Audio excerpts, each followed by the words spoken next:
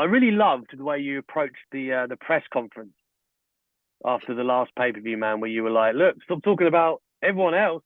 What about me? What about what I'm doing, man? It must feel great heading into WrestleMania. Got some hardware on your shoulder. You you Yeah. bound to be having a big day at the office, no? Hey, man, it's going very good. I have no complaints, and especially, yeah, at the press conference, I think everybody, talks about WWE and what's coming up next, but we're here to talk about the now, and that's what I was all about when I walked in there. I wanted everybody to know my accomplishments and what I'm doing around here, and it's not going to just fly past anybody. But it is worth noting. I know we've spoken before, and you did mention that Cena was somebody that inspired you growing up, right? Coming into the business. He's back on Monday. You're in Boston. Have you got a special surprise for Cena in store? Man, of course I do. I'm on Monday Night Raw every single Monday, and we all know the history of John Cena, and we know, the work that he's put in and how many Mondays he's been there. And I just want to show him all the respect that I can when I see him on Monday. So I'll be the one to, bring that to him. We'll call it a warm welcome, huh?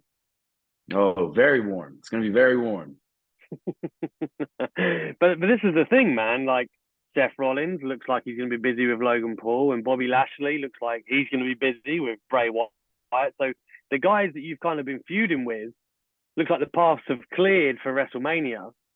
So let's lay it on the line, man. What do you want for WrestleMania? Well, of course, what I've been doing with the United States Championship. There's nobody more loyal to that championship than me, and especially, having such a big WrestleMania in Hollywood, the biggest WrestleMania we've ever had. This is going to be a chance for me to take that United States Championship and really showcase it in the match that I'm in. And you know, everybody has the thoughts of, is it going to be John Cena? Me personally, I don't think he would face me at WrestleMania. I don't think John Cena is gonna show up. I don't. I think with his schedule, and I think he's the past now, man. It just is what it is. So I don't see that happening, but if it does, ooh, if it does. But anybody else that's out there, maybe we have somebody that we've never seen before in the WWE that shows up, and maybe they want some of Austin Theory. Maybe they want some of that Hollywood WrestleMania and try to take home that United States Championship. I mean, anyone can get it, right? But at the same time, and I know you've spoken about it before, looking at how close we are to this grand WrestleMania, right? And John Cena, flirting with coming back. You must have imagined a million times, right? How that would go down, how that would be your real like anointment. Don't get me wrong, you're already a champion, man. Like everyone knows what in theory is, but to beat John Cena, I mean, look, like you said, there's just milestones that at once upon a time you would have been imagining, but now they're tangible. Yeah, it's a crazy journey when I think about it. Having somebody like Cena that motivated me and inspired me, and having that possibility of facing him at WrestleMania. That's it's like a dream come true. But like I said, man, it's like one of those things. It's like, will it happen? I hope so. I really do. But I guess it all depends what I do Monday, huh? I guess it's all up to me. Hmm. Well, we'll have to wait and see for that one. But let's talk, man. Like again, we're in this position now, and again, I think you've had a great run since the Money in the Bank contract, in particular. Like we've seen like you dial it up is what I would call it, right? Like the character has really come into its own. Um, you were like a Vince McMahon project on screen, and I know you said that you spoke off screen, but you worked with Triple H in NXT, and he's kind of presided over this amping up in the contract. So we'll get to the contract in a second. Just talk to me about working with Triple H and kind of going on this great run that you've had. In particular, I would say the past 6 months, where, yeah, I would just say like the fans, everyone's buying in, right? It's being taken a lot more seriously. The threat of Austin Theory, you know what I'm saying? Like it just feels like it's been more rounded since the contract. And I've seen you say that you felt the contract kind of was holding you back a little bit in this era? Yeah, honestly, when I think about everything, it's from where I started, let's say just started from the main roster to where I'm at now. It's been a little bit, I think we're close to 2 years now. But to me, I enjoy the process and I loved how the character went through everything, going from just being, the kid that's real young and ambitious, but kind of cocky, and then rolling, on into, doing the selfies and then becoming the youngest United States champion, then becoming the youngest Mr. Money in the Bank. It's like, yeah, it got to a point, I think, with the Money in the Bank where it was like, okay, now it's time to evolve and try something new. And, I think the Money in the Bank briefcase was great, though. I think that you really needed that low to get to the high that we're at now and the high that we're going, baby. So I think it's great to have that process, and also I think people can connect to somebody more going through a process like that, because I think if somebody's always so up and so high lifted and that's always them and they never change, I don't think people can relate to that. But I think everybody can relate to change because everybody's life changes every few months. You meet somebody different, or you go to different places, or you experience something new, so it's always just that connection with, oh, I can relate to that. So I think it's great that happened with the contract. And you gotta invest in it, even if it's not a good time, or just try to make the best out of that situation. And that's what I did. Yeah, I mean, I've seen you say as well in an interview that maybe there wasn't a defined plan when you had the contract, right? And then obviously we see Roman Reigns is on this like insane run that we'll seldom see in our lifetimes, probably. But it just so happens that those two things coincide at the same time. So it's obviously disappointing, I guess, when you learn you're not going to be catching in to become the world champion, because who doesn't want to be the world champ? But at the same time, was there more of a plan this time, right? Like Triple H maps it out how this is going to help you. And I guess, now with 6 months on, we can say, looks pretty good. So was that something that helped with that process, right? Knowing that you were heading somewhere? So it's like one of these things with WWE, you gotta, and it's so funny because this was back, working with Mr. McMahon, expect the unexpected.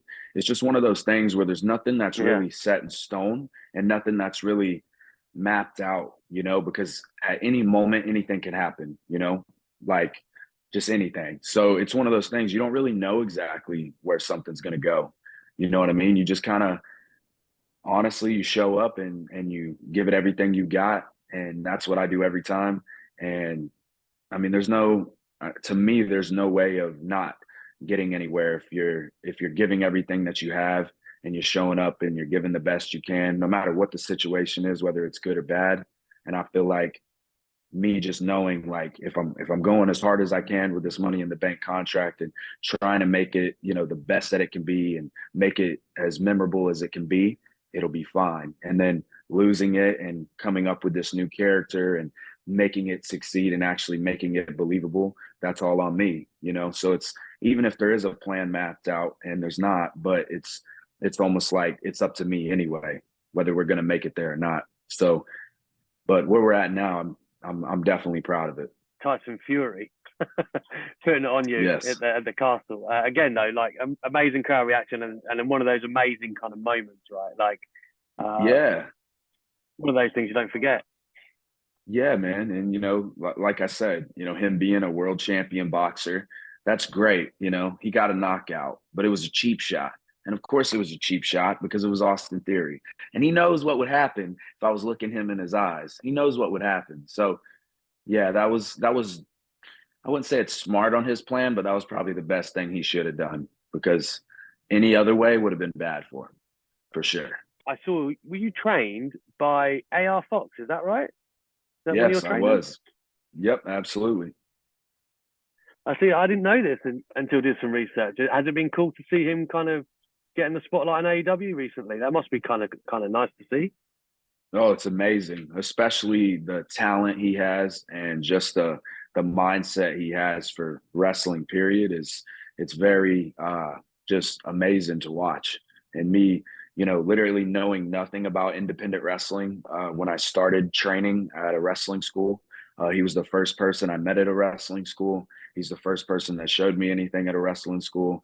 And he took me under his wing, and he sacrificed a lot for me to get to where I am. So I appreciate him a lot. And yeah, I can say nothing but good things about him. I'm happy for him. Awesome, man. Absolute final one from me. Like I said, this run's been great, and I feel like the character has evolved over the past sort of 6 months or so. I saw you in the gym with Finn Balor the other day, a guy that I love and admire greatly. Is there anybody that you would like to attribute some guidance or wisdom behind the scenes that we can, someone that's helped Austin Theory along the way? I'm sure fans would enjoy knowing that. Yeah, man. There's definitely a few people. Finn is actually somebody, when I first started doing live events on the main roster, I worked with him a lot, and somebody that kind of helped me with the blueprint and show me, the ropes and stuff like that. So that's definitely somebody that's up there for me and help.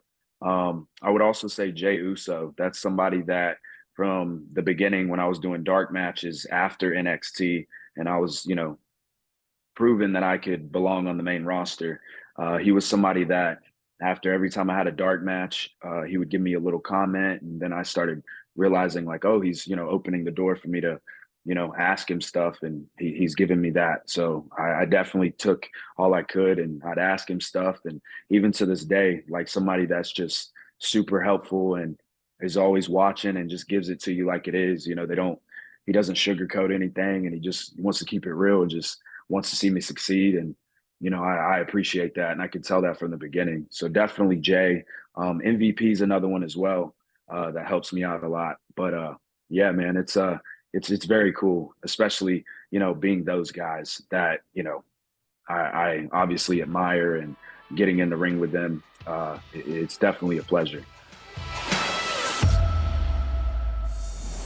I thought it was kind of a stab in the back that Vince was trying to make fun of Dad, and he might have very well been trying to do that. But anything that Dad always tackled, he got over 110%. So, I mean, he's probably the only person that could get polka dots over. And it backfired.